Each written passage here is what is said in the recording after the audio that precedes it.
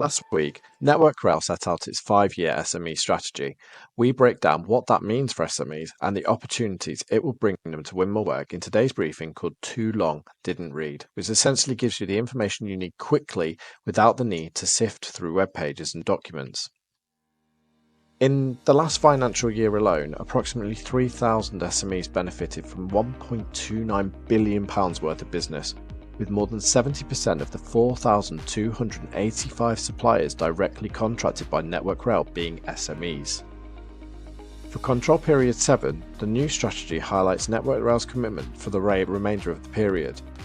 We've also included the Network Rail Supplier Guide for you to use, and this is available for download in the Intel section on the Rail Industry Connect website.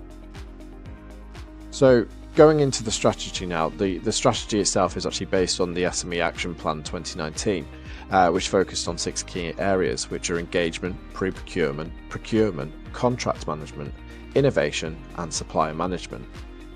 In CP7 itself, Network Rail will work with partners closer than ever before, with principles focused on improving the SME supply chain experience, focusing on integration and participation, empowering SME growth, making it easier for SMEs to find opportunities, fostering competitive strength, focusing on driving innovation and competition on a level playing field.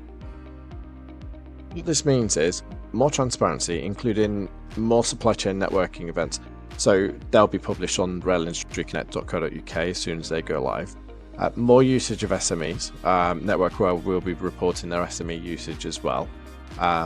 So procurement streamlining as well, which includes a review of the processing, and they'll also be hosting procurement process workshops to support SMEs too, and more resources for engagement, which includes a refreshed web page for SMEs on the Network Rail website, and hoping for better communication as well.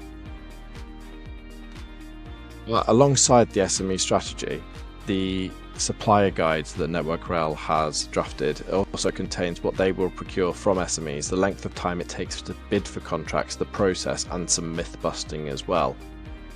With more than 10 years of experience in writing rail bids, winning work, I'm also available to provide support to SMEs to support their bid processes. So if that is of interest to you, contact me to find out more.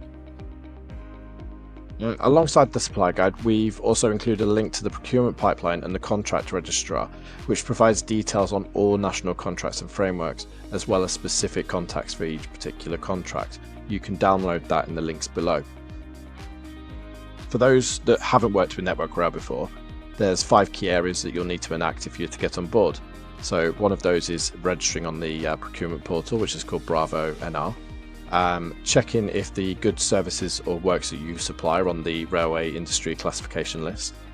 If the goods or works are supplied on there, then register on the risk system to become an audited supplier. Check Bravo NR and the Network Rail procurement pipeline for opportunities to bid on projects. Contact information for buyers and additional information will be provided if you ask Network Rail for that. And also familiarise yourself with the Network Rail standards relevant to the procurement. You can register for access to these standards online, and I'll provide a link to that below as well. And access to those standards is free. There are also SME champions included in the Network Rail national network. Those champions actually encourage ways in which Network Rail can improve its engagement and transparency to SMEs, and they actively encourage feedback. I've included those details below if you wish to get in contact with those in the regions that you're working with if you're interested. If you do have any other questions, Network Rail does recommend emailing them directly, and I've provided the email address for you below. Otherwise, in a nice bite-sized edition, that is the SME strategy and what it outlines, what it aims to do. Hope you find the resources below useful. Thank you very much.